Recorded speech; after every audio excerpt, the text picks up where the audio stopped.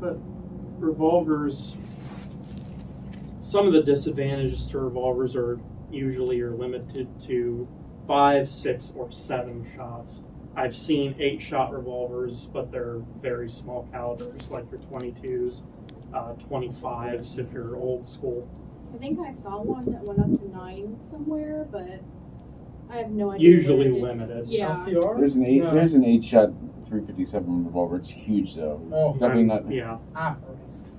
Again, and revolvers are differ in semi-automatics in that they are virtually full frame metal. They will be heavier in general. It does help with recoil when you have the weight of your gun kind of taking up some of that for you.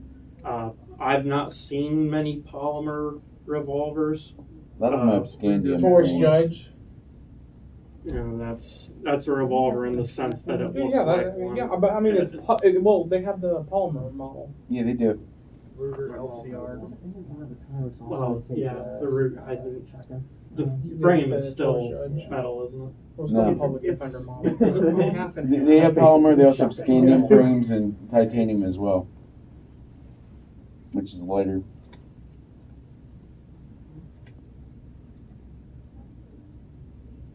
This is a double action revolver. This is usually what you would see if you concealed carry police back in the day.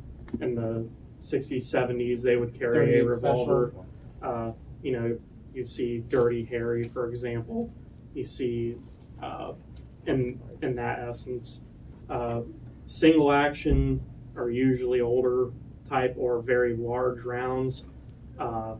Your 44s, your 500 Smith & Wessons, but with a usual 357, a 38, your two most common types, you'll get a double action or a single double. And I did not bring my laptop charger. Now with double actions, you can pull back the hammer like a single action, but I mean it's an either or. It's good to train with both. Anyway. Yeah.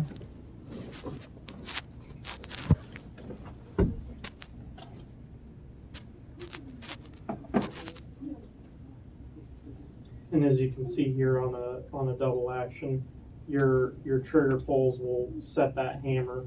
And it went away.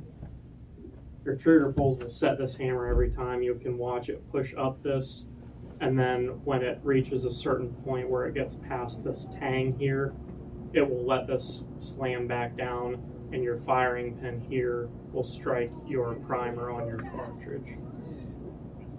And that's what makes a double action.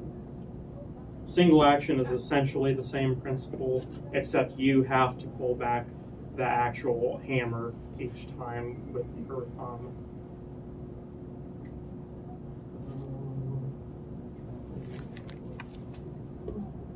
Same principle with shotguns as rifles. We won't go over this.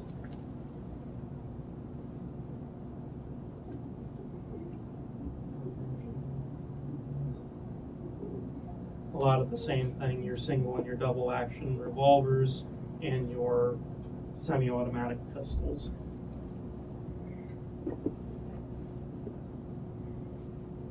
Safety mechanisms.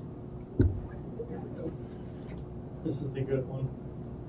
Again, a safety is a secondary protection from a misfire. The primary protection from a misfire is the handler. Again, don't aim at anything you aren't intending to shoot or destroy.